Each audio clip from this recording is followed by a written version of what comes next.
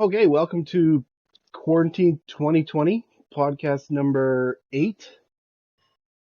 I changed venues. I'm having a get together tonight, later. And by get together, I mean I set a second TV up in my living room and I'm going to host a Zoom party on there while I watch TV or play video games over here. So that's what host a party means nowadays, I guess. I did a ton of cleaning. I cleaned this area up right here. There was a bunch of junk that's been there for months that I've never used, so that's been fixed. This is my PlayStation 4, most important piece of technology in my house. I put this slipcover on just now. It's meant to hide the fact that this is a very cheap and garbagey recliner that we use here. So it's a beautiful slipcover. This is where our original dog Summer ripped this super expensive Natuzzi chair a long time ago. Still the most comfortable chair in the house. But that's the reason for the change of venue. And I did a ton of cleaning, really scrubbed away for a long time. So we'll see how it goes with the new venue. Hopefully it's interesting. My topic today, I think, is going to be playing off of what I did in my very first episode, where it was Ask a Teacher or questions for teachers. And I have two new questions. Maybe I'm going to review the first one just in case nobody watched my very first podcast. So the original question was, are teachers allowed to say fuck when they're in public, not at work? First of all, it's not just fuck. It could be any number of words. It just depends. Profanity is very much subjective. One person thinks this is a bad word and you shouldn't say it. Another person says this word's a bad word and you shouldn't say it. So I find it really difficult. Who gets to be the judge of that?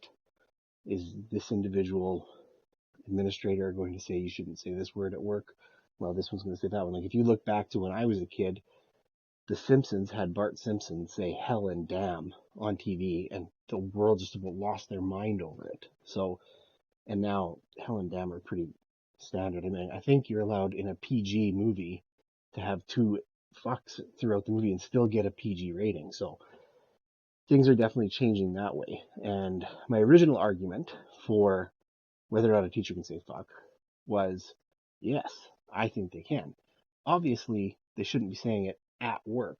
Whether it's in front of the precious little students' ears or not is irrelevant. I don't think they should be saying it at work. Like if I was in a staff meeting talking to my boss, I don't think that's an appropriate word to use. I don't think it's professional. So I don't think that situation you should use it. And then that should carry into my classroom teaching. If I'm working with students, I shouldn't use that word. It makes sense to me. At least I knew I would get in trouble if I used it.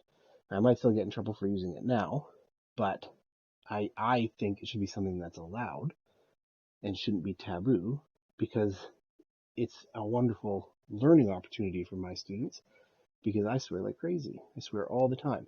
In 18 years, I've sworn one time in front of students. One time, 18 years. That includes those years I was a football coach. And very few football coaches that I know can say they haven't sworn in front of their students. And I never have. Some students that see this might be able to correct me, but from my honest to God memory, I've sworn one time in front of students. It was at an extracurricular event. It wasn't even in school. So regardless, there's lots of teachers that swear a lot, but it's such a modeling thing because now if a student does stumble on here, which I've been very clear, I don't want students watching this, but if one does stumble on here and watches it and sees me saying this terrible word that's going to scar them for life that they've never heard before, and the teacher is such a high-end citizen, they should never say something like that, they can say to themselves, wow, that's weird. Mr. Barron's swearing on that vlog podcast thing that he does, but we've never heard him swear. And that comes down to the fact that it's about modeling. I have 2 children. I didn't change my level of swearing at all when I had kids. Lots of people said, oh, you can't swear now. I didn't. Maybe I tried for 10 minutes, but I probably started swearing more once I had kids because that's what kids do for you, is make you swear a bunch. And then people ask me, well, are you okay if your kids swear? Yeah. I mean, they do. There's no way I can accurately say they're not going to swear. I can't watch them all the time. So they might swear. I mean, I don't think my kids swear. I've actually tried to get them to swear and they won't. Elise will ask permission before she swears. So, which is very strange because they hear me swear all the time. They hear their mother swear significantly less, but they hear it. And my question and what I want them to know is when they should swear and when they shouldn't. When is a correct time to swear? You got to know your audience, like know what's going on, know when you should be dropping those words and when you shouldn't be. In front of their grandmothers, either one of them, you probably shouldn't drop the F-bomb. They don't like it. If it's just us and the aunts and uncles, most of the aunts and uncles, they aren't going to care one way or the other. So that's the time you could probably drop one.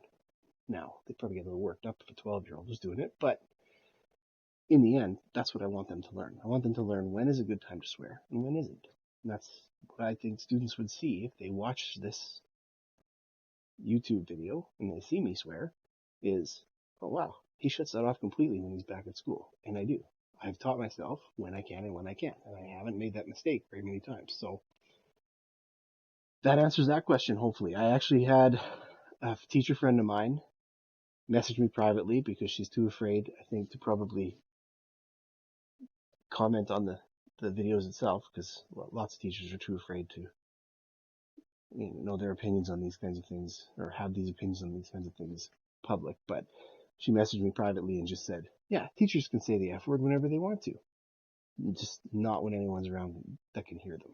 So her opinion is regardless of if you say the F word, you're going to get in trouble. So make more comments, message me, let me know what you think, if teachers should be allowed to or not. Question number 2. I don't know if I'll get to question number 3. I'm at 7.5 minutes already. We'll see.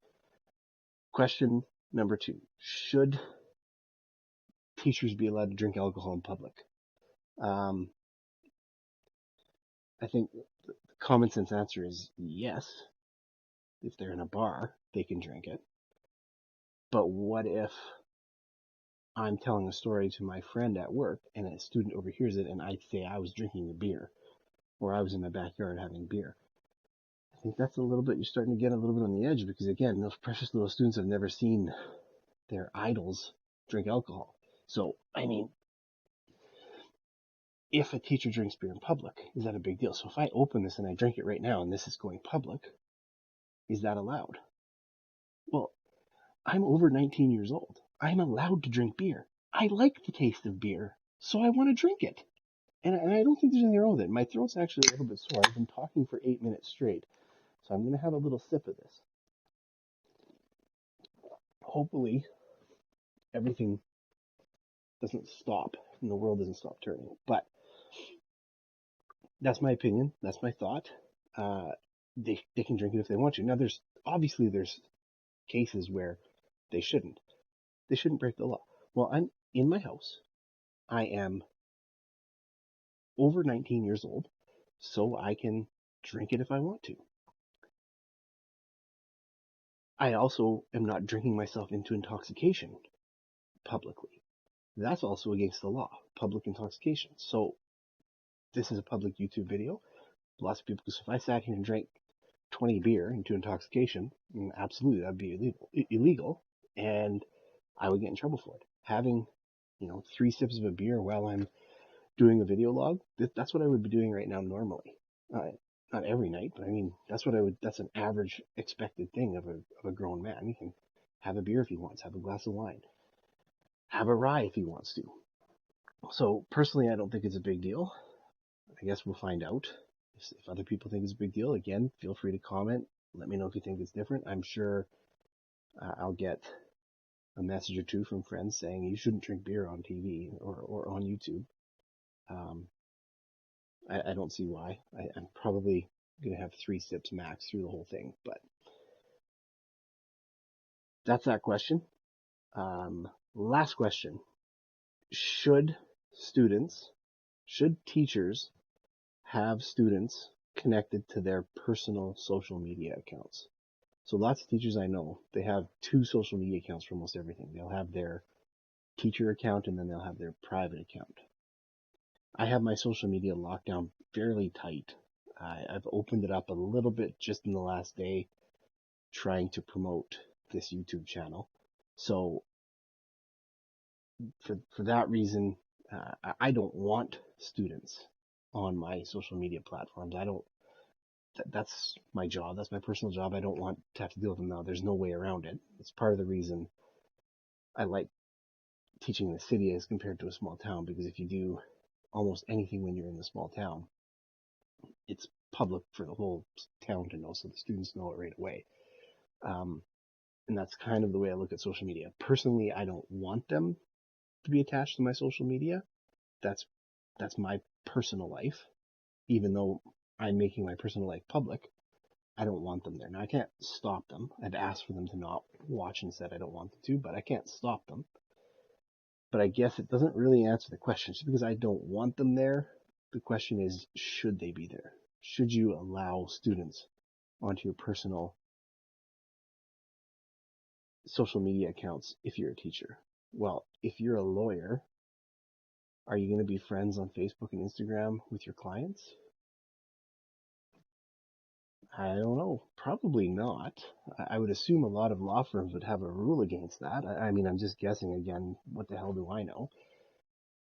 But I'm betting that they don't want whoever the bosses are at a law firm, the partners, whoever they would be. I'm betting they don't want all their lawyers to be in personal relationships with all of their clients. I'm just guessing there. I don't think that's something they want. Any job where you have clients working for you, being in a personal relationship with them, I don't know if that's necessarily the best bet to go on. And I think it would probably fall into the same situation with students. You also have to look at how much exposure you want to give to students, and what kind of stuff. Like I wouldn't want students to come over to my house. I know when I was growing up in small towns, we often went over to teachers' houses. I don't think that happens anymore, even in small towns. Maybe. I didn't see it a ton, but that would be my overall assumption on that is no, I wouldn't think students should be attached to your personal social media accounts. So, I mean, same thing. Would you give them your cell phone number? I know I've known teachers in the past that have had student cell phone numbers, and especially with sporting events, trying to connect and let them know when specific events are and stuff like that. They've had their cell numbers. I just think there's so many other methods out there now where you can create communication between students and teachers, and it's all logged and controllable. I don't think it would be a smart decision. So the answer to that question for me is no.